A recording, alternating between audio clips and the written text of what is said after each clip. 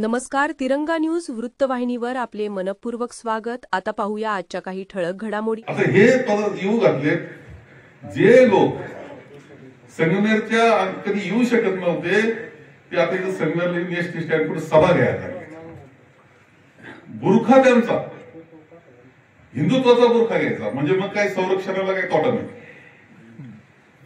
हिंदुत्वाचा बुरखा घ्यायचा आणि काळे धंदे करायचे हे आणि त्याच्यातून संपूर्ण पिढी बर्बाद करायची असा कार्यक्रम चाललेला. मी जाहीरपणे बोलतो हे काय चॅनल आहे जाहीरपणे बोलतो असं आहे. नाकारावं त्यांनी कोणाला नाकारायचं असेल ते जाण्यागाने सभा त्यांच्या एसटी स्टँड समोर ते पाहायच्या. भंडारे बाबाची त्यानं काय बडबड केली होती त्यानंतर जी सभा झाली त्यांची त्यात होते का नव्हते ते पहा तुम्ही. कालच कोणतरी एक पकडलं म्हणतो मला पेपर वाचला आज मी काय नाव ते गुप्ता विकास काय नाव आहे त्याचं इंजेक्शन मध्ये कोणाचा कोण आहे तपासा तुम्ही. अरे मग हे हिंदुत्व पाहिजे का आपल्याला.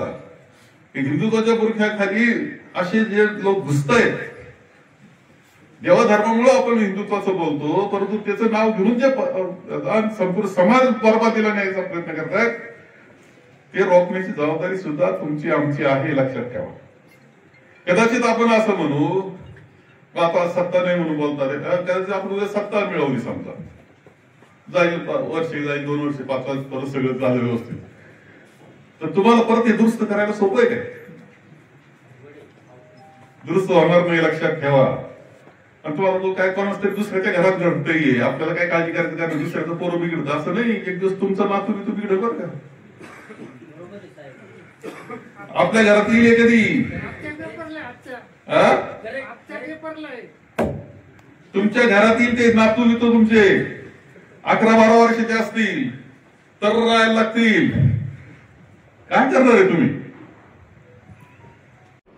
गेल्या काही दिवसांपासून पराभवामुळे मानसिक संतुलन खराब झालेले संगमनेरचे माजी लोकप्रतिनिधी हिंदुत्वाचा बुरखा म्हणून जे आरोप करताय तर त्यांना हिंदुत्व आणि बुरखा या 2 शब्दांची सांगड करण्याची जास्तच घाई झालेली दिसते. आम्हाला आमचं हिंदुत्व शिकवण्याची काही गरज नाही. तुमच्या सर्टिफिकेटची तुमच्या प्रमाणपत्राची आम्हाला आमच्या हिंदुत्वाला गरज नाही.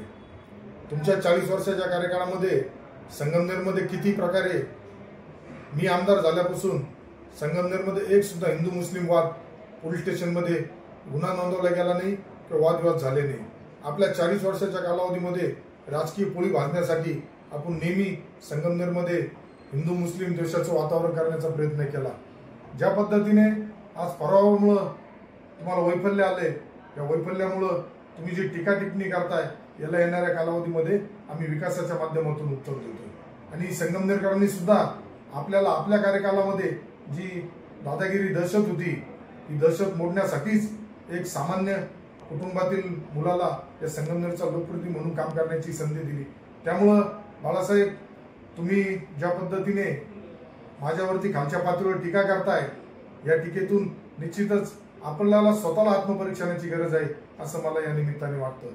आणि जे तुम्ही म्हणताय संगमनेरमध्ये अशांतता झाली संगमनेरमध्ये अंमली पदार्थ 2 नंबर धंदे वाढले हत्येखोरीचा आरोप तुम्ही माझ्यावरती करताय.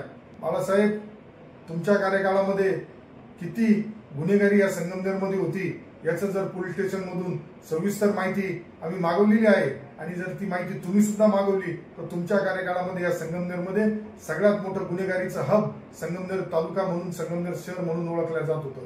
तुमच्या कार्यकाळामध्ये गांजाचं महाराष्ट्रातील सगळ्यात मोठं सेंटर हे संगमनेरमध्ये होतं आणि त्याला आशीर्वाद कोणाचा होता. संगमनेरमध्ये सुरू असलेले अवैध कत्तलखाने या कत्तलखानेवाल्यांबरोबर तुमचे फ्लेक्स लागलेले या संगमनेरकरांनी बघितले. अहो आदरणीय बाळासाहेब तुम्ही माझ्यावरती आरोप करताना हे का विसरताय का 40 वर्षामध्ये तुम्ही जे पाप केलं त्यामुळेच या मायबाप जनतेने तुम्हाला घरी बसवलं.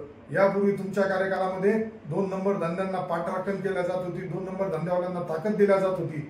माझ्या कार्यकाळामध्ये प्रत्येक चुकीच्या प्रवृत्तीला चुकीच्या व्यक्तीला चुकीच्या धंदे करणाऱ्याला मग तो कुठल्या पक्षाचा आहे हे न पाहता पोलीस स्टेशनमध्ये गुन्हे दाखल होत आहे. आपल्या कार्यकाळामध्ये किती गुन्हे दाखल झाले हे आपण एकदा जाहीर आकडेवारीनुसार सांगावं आणि किती प्रकारे आपल्या कार्यकाळामध्ये व्यवसाय झाले याचा जर आजही आपण शोध घेतला तर सगळ्यात जास्त आपल्या कार्यकाळामध्ये संगमनेरमध्ये गांजा असेल, ड्रग्स असेल, अफूच्या गोळ्या असेल याचा प्रचार झाला होता. कितीतरी आपलेच कार्यकर्ते हुक्का पार्लर चालवत होते. आज माझ्या आमदारकीच्या कालावधीमध्ये मी आमदार झाल्यापासून या संगमनेर तालुक्यातील सर्व 2 नंबर धंदे बंद करण्याच्या सूचना वेळोवेळी अधिकाऱ्यांना मी देत आलोय. परंतु कुठंतरी या लोकांना पाठबळ देण्याचा कार्यक्रमच आपल्या माध्यमातून होत तर नाही ना, आता अशी शंका आमच्या मनामध्ये येत आहे. कारण पराभवामुळं आपल्याला जे दुःख झालंय या दुःखातून आम्ही जो विकास काम करतोय किंवा जनतेमध्ये जे जातोय हे आपल्याला कुठेतरी पावत नसल्यामुळं आपण याचे बिनबुडाचे आरोप करून आपले स्वतःचीच स्तुती करून घेण्याचा प्रयत्न आपण संगमनेरमध्ये सुरू केलेला आहे. याचाही मला कुठेतरी वाटतं येणाऱ्या कालावधीमध्ये संगमनेरची जनता आपल्याला उत्तर निश्चितच त्या माध्यमातून देईल. अशाच नवनवीन घडामोडी पाहण्यासाठी आजच आपल्या तिरंगा न्यूज यूट्यूब चॅनलला लाईक करा, सबस्क्राईब करा, तसेच अनेकांना ग्रुपमध्ये फॉरवर्ड करा. संपर्क राजेश जेधे 98 50 42 51 15.